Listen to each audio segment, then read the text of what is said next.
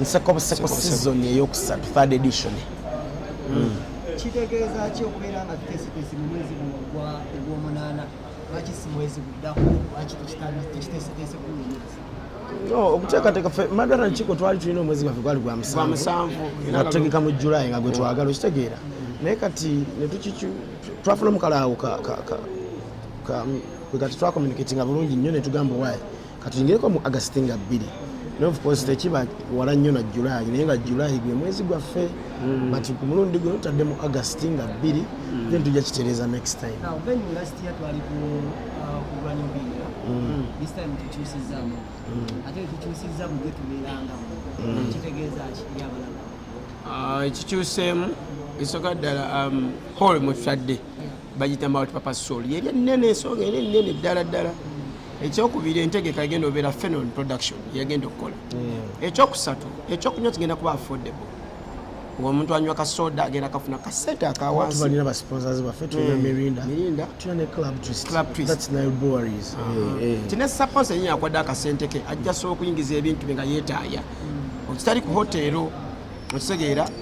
asobola okusponsoringa olulala n'ekirala ntulowooza nti nno Madwara Nkiko naffe tufunye obuwagizi kati tusuubira abantu ate tulina n'abantu abatuwagira naye nga tasobola kusasula mitwalo 10 kuba twandikambye tugenda mu Serena esyo ya Serena tetusobola giteeka ku mitwalo 2 okitegeera so kane tulowooza nti abantu tulina abantu baffe basobola otuwagira that's why twakoze table nga yakakadde ne tukola tiketi VIP mitwalo 5 ne tukola ne tiketi y'emitwalo 2 So after Vamushen, tusubire okola charity concert, another charity nene kwatira tuba ku bantu. Kya bulijjo. As usual tubadde nga tukikola, but of course tulina ekintu kye tugenda n'okwanveiringa ku olwo abantu bajja kitegeera. So sooka twakola charity n'eyokubiri twagenda eyiganga ne buli show gwe kyoba omanya buli show tuba tulina okuddiza community kitegeera n'abantu basobole okusiima gye tugiye emikisa. Wabanga tumulidde shows zemujja mukola nga bulungi naziri okuliza kusuubiza bantu abalayi kuyinza basuubiza kiyinza ogamba nti kino kyanjawulo abantu tetukyuse tujja kwambala empayi n'essaati n'engatto era tujja sigalamu netajja wanvuwa ajja sigala mu hayiti ye nekyemba mulula ebigambo content comedy it's all about ebigambo ebijondo tuvaamu ekisookera ddala temusuubira okuwemula Madwara Nkiko tetugenda kwesittaza abantu olwokuba twagala baseke okitegeera omuntu asobola oseka naye naga oba okitegeera naye tetugwemula okuseka amajemuloko okitegeera tuliwemula ate tetujja wemula kozi omuntu ono asobola okuseka naye nga zze ne mami we basengaawe nga talabangako naye nga awulira Madwara Nkiko tulina abakazi abakulu abakadde naye nga abawulira abaana abo obitegeera kati ekyenjawulo fe tujasigala nga yeffe ne waliwo ekyenjawulo ku bye tugenda tuvaamu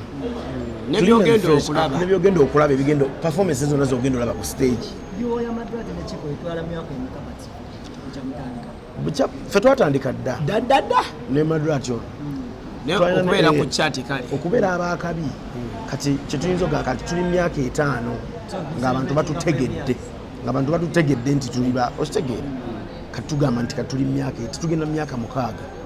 okitegeera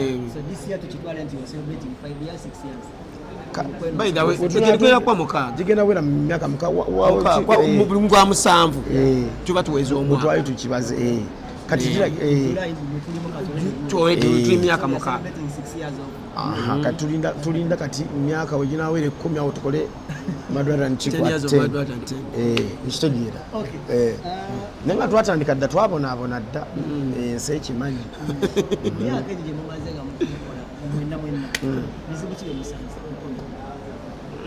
ebizibu byo pozi ba promoter batakusasudde obuzibu ekuba netonya mu kivu ogende ekuba netonya mu kivu neweeralika n'ogamba tufudde agenda kuba n'olaba essimu ng'evuga n'ogamba gisazizzamu kyokka nga mutuuse erukaya n'ogamba naisijja mukwata mmala tuuka tubimalira wali mutokuya n'agamba owaaye munsonyiwe naye kiganye zinnabawaako muzitwalire ddala kyokka muli rukaya mugenda kyote noga bannange omusajja njagazaaki naye ndiposi bwe yakuwa mwamulya dda kati ebintu ebimu ku byo okitegere naye nga temuli nnyo ffe bakomereza tulina ntalo myaka egyo tetusibiddwako baali bakusibyeko bansibirako ewaka mukyala wange okusiba gye mumakomera tetuzangako ku misango kiko tetulina linnya binti oba tetusasula abo tuba tugenze mu mabaala era bwe tugenda ono nanywa amazzi ge nange nenywa amazzi gange tutambaye ntugenda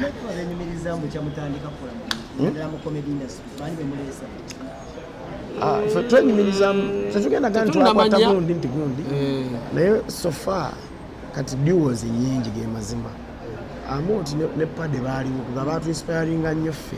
kyetujja okugamba wa baali bakabaka baali bakabinyi era ne Amoti kati wakabinyeeko era eyo tumukkiririzaamu yakyali ki nambe emuso baatu inspiringa nnyo ffe netukola ekintu ekyo yadde abantu abamu baaliwo naye tebaali b'amaanyi kati okukola ddiwo n'ebo ey'amaanyi ng'ovugyeko b'Amoti yeno Madratan Chiko naye of course okirabye nti abaana batandise okukola ki okuvaayo okukola ddiwo okitegeera naye kati okukola ddiwo eyo kiva mu kuyiiya kwa muntu buli abaana bajjanga ku stage nga ajja ayambadde ebigoyegoye ebipalepale olina ajja nga ayambadde akantu kamumiimye kati olina ajja nga musajja ayambadde ebigomasigomasi oba kitegeera osi yali komedi naye twagezaako kukyusa ekintu kino nti komedi alina okujja nga oyambadde bulungi okitegeera kubanga ekyo kyali mu bantu boogera luzungu bakomedienzi ba luzungu yajja nga akubye essuuti akoze eki kati nga w'oluganda bw'omusangayo muganda wange eyo mu gundi eyo alina kuba yeze pawuda jala alya chapati ku stage byaki ebintu byo bikyuka kati tunuulira comedy store abantu betukolera abantu babuvunaanyizibwa jangu ng'oyambadde nga n'omuntu oyo akwegomba oyinza oba tosesezza naye ngo akwegombyeko gayo yali oba kitegeera kiringa kiraga nti mulina we mwagala okugenda emikono babasimbire kuba emupyani agenda kugenda nkutidde ffe tugenda kwesimbawo babiri nze n'ono kupasa tujjawamu kifo kimu ekyo mukolo tubagamba tujja mukono municipality namboze tumutwala omuzeyi kajimu ajja ffe tetumufudde kajja namboze omwaso osinga ababiri ndabona ekifaananyi kino bwe tugenda obeera ku posta vote Madratan Chiko mu bracket amanya gaffe mubiri franga lubega Dickson okuteesa ebyamagezi mu palamenti nja kubangayo okitegeera ebitalimu nnyo mulamwa kulwana ojja kujjawo mu palamenti balwana batusasula wamu ne tugabana nemoka batuweemu nemoka baffe batuweemu tetulina buzibu nekirala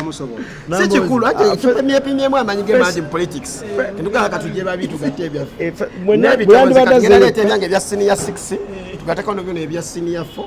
firi wakitubatula 4 tugatte kati katudde mu luzungu kati akasembayo tukogere mu let's speak English. Ladies and gentlemen, we have your show second third edition Uma Multipurpose Hall on the 2nd of August. Entry fee a table goes for 1 million and the VIP ticket is for 50k not so others 20k. You're also VIPs because this is a different show. A VIP show. It's a different VIP show. Totally different. And so Mukono please people come and support coming Madratan Chiko August on the 3rd August. Mukono Awo Katundu waffe. Waffe. Interest fee. Akatundu. The capis. It's us. So please come and support Madratan Chiko. Tuchikoledde ebbanga ate si kweraga nti nno baki but ebituvaamu abantu bebakola ki twebaza Katonda basponsors abatuwadde abatukkiririzaamu kozi mu ntandikwa twalina basponsor batono nnyo bakabejja bazze kitegeera so tetujja kwekwasa nti nno tetufunye. Thank you so much. Mukoze mtu okulamba family zammwe tezabikira nnyo mu careers zammwe ng'abantu balaba comment kyetuyita privacy tekyetaaga nnyo ate kujajamya nnyo mukyala wo omujja mu mabaala tokola ate n'obwezi buvuuka ojajamya mukazi wo era omukazi omwenji ayagala atyako ne batandika okutawanya mukazi we mpozi kugwe boogera ebyo naye nze bantyamu tebasobola ayimirira mu wani ayimirira mu wange siyateri naawe ani amuyimirira abakyala mubalina tubalina okotidde abalina nange mulina